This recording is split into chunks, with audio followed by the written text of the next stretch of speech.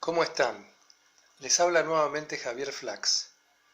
En esta segunda parte de la presentación de la cursada nos vamos a referir a cuestiones organizacionales, reglamentarias, a cuestiones de aprendizaje, de métodos de estudio y de evaluación.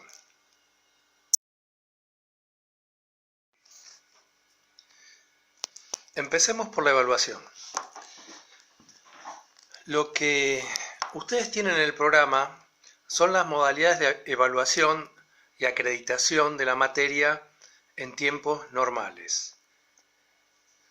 Hay 2 evaluaciones parciales y se puede dar un examen recuperatorio de una de las evaluaciones si fueron aplazados o si no pudieron asistir al examen por razones debidamente fundadas. En general, si faltaron por razones de salud, tienen que presentar un certificado. Quienes obtienen 7 o más puntos de promedio aprueban la materia por promoción. Si tienen entre 4 y 6 puntos con 25, van a examen final y tienen 3 turnos con 2 fechas cada uno. En el primer turno van a dar el examen con el profesor con quien cursaron. Luego pasan a ser estudiantes remanentes. Y en los otros 2 turnos van a dar todos juntos con el titular de cátedra.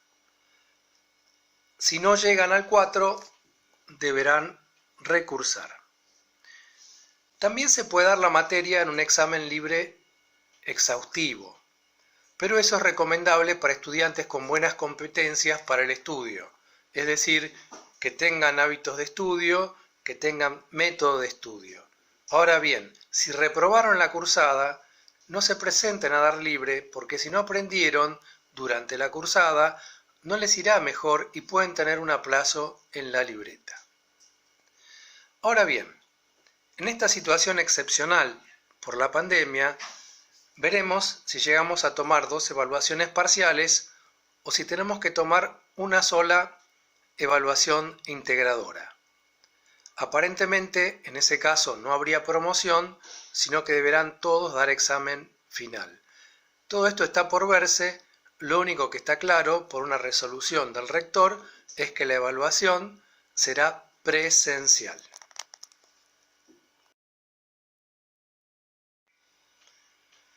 Con respecto a la bibliografía, la misma consiste en un apunte denominado Algunos desafíos para el aprendizaje y métodos de estudio y el libro de la materia que se llama Autonomía científica, interdisciplina y derechos humanos.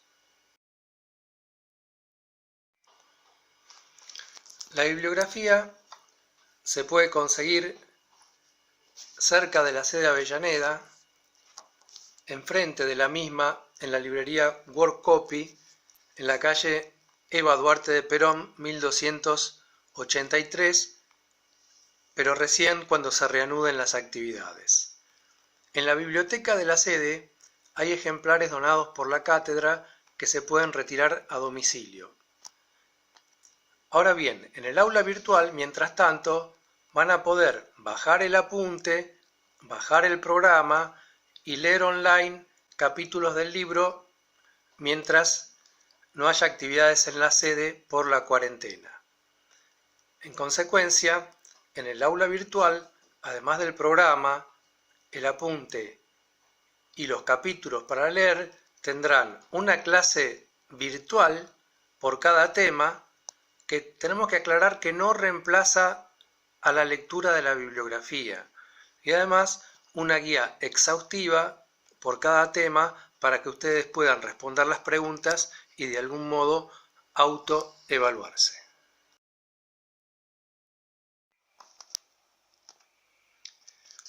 Como pueden ver, tienen muchas posibilidades para conseguir la bibliografía, sea porque la adquieren, sea porque la sacan a domicilio de la biblioteca, sea porque la leen online. Lo que no deben hacer es recurrir a resúmenes truchos, por varias razones.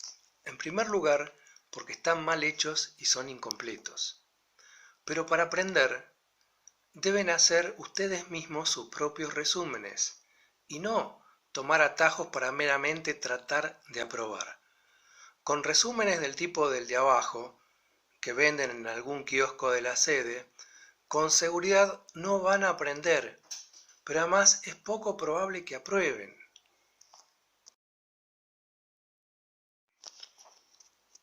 Hoy por hoy, ni la condición social ni estar trabajando son un obstáculo para estudiar en las universidades.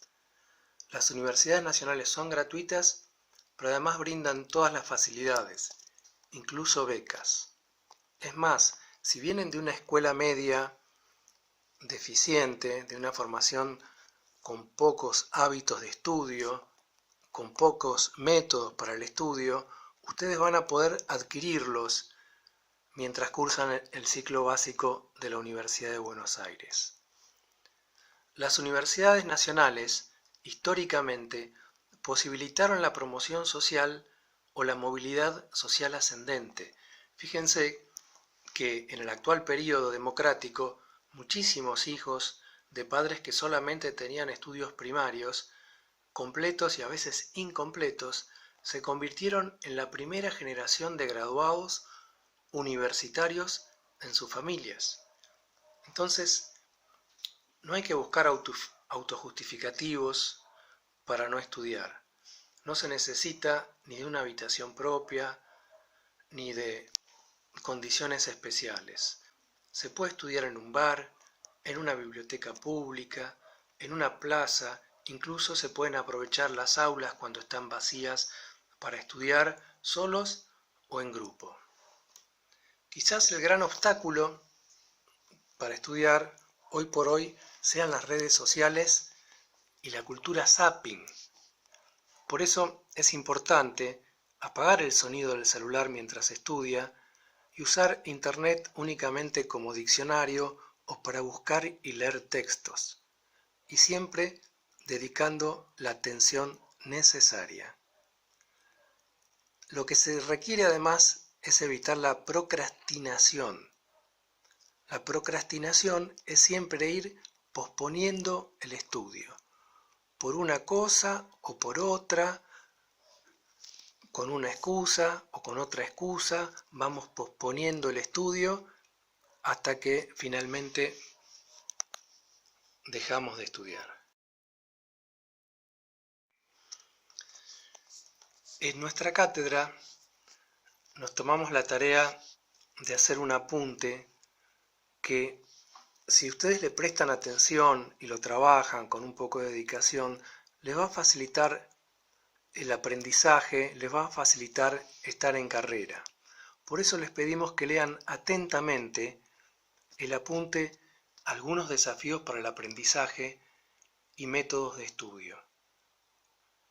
En el mencionado texto se trabaja sobre diferentes cuestiones que facilitan o que dificultan el estudio y el aprendizaje. Por ejemplo, la organización del tiempo, de manera tal de dedicar un horario determinado del día para el estudio. Otra cuestión que tienen que tener en cuenta es la cantidad de materias que pueden abarcar, porque no es lo mismo cursar en el ciclo básico 3 materias simultáneamente si ya se adquirieron previamente hábitos y métodos de estudio que si no se tienen esos hábitos y esos métodos de estudio, o si se trabaja muchas horas.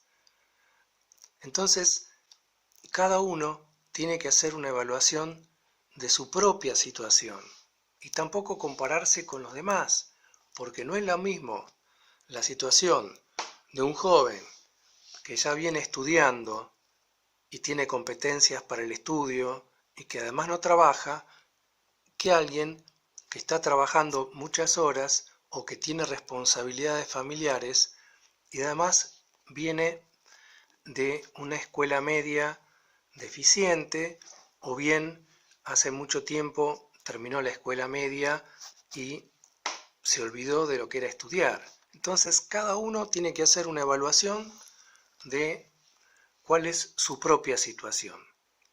Lo importante es avanzar, sin pausa, adquirir métodos y hábitos de estudio.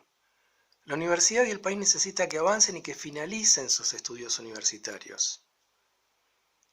Entonces, probablemente, si tienen dificultades, traten de no abarcar todas las materias, sino más bien quedarse con aquellas materias que pueden abarcar. Piensen que, por ejemplo, si no pueden hacer el ciclo básico en un año, pueden hacerlo en un año y medio. Por supuesto, hay muchos estudiantes que pueden hacer el ciclo básico en un año, sin inconvenientes. Pero si hay algunas dificultades, organícense bien para hacerlo en un año y medio. Entonces, en el primer cuatrimestre toman una materia, se habitúan a estudiar, aprenden métodos de estudio. En el segundo cuatrimestre toman 2 materias y ya en el tercer cuatrimestre están en condiciones de hacer 3 materias simultáneamente. Piensen que en general el promedio para hacer una carrera en las universidades nacionales es de 9 años. Y 9 años quienes terminan, porque lamentablemente únicamente terminan su carrera el 23% de quienes ingresan. Y reitero, el país necesita muchos graduados universitarios, particularmente en determinadas carreras, temas que vamos a ver más adelante. Como decía Roberto Alt, el futuro es nuestro, por prepotencia del trabajo.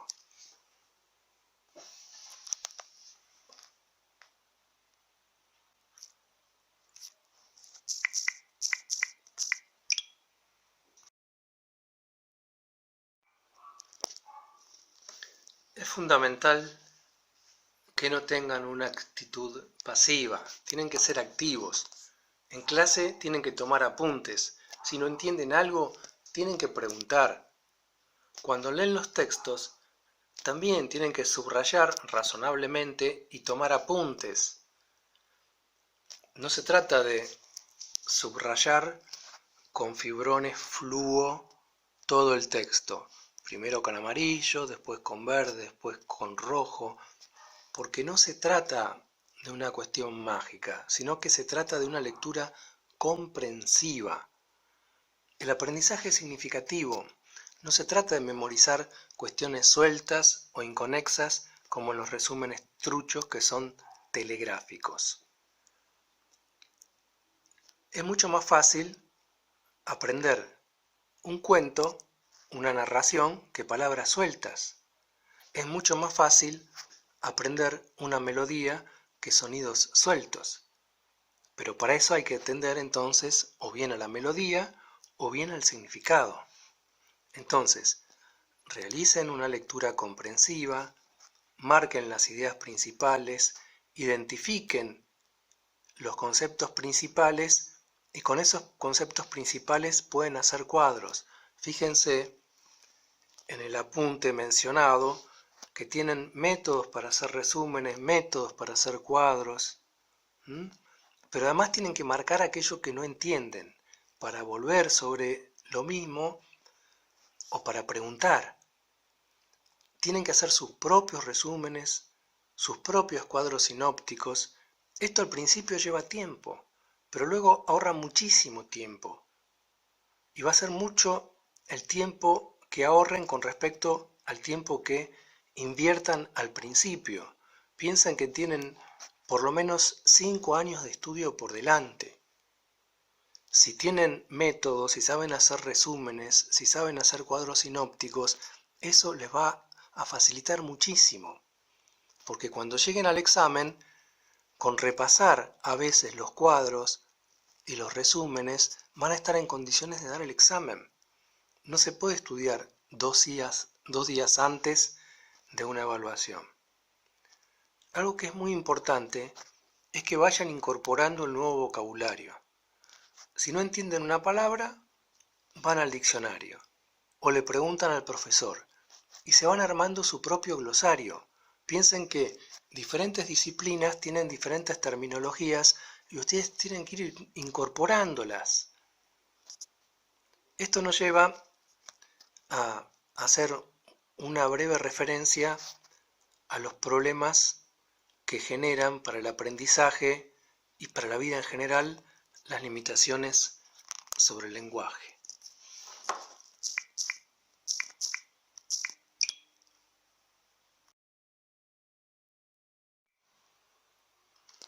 En el apunte Desafíos sobre el aprendizaje y luego también en el libro tienen varios apartados referidos al lenguaje y a la necesidad de ampliar el lenguaje para también ampliar las posibilidades de cada uno como sujeto libre.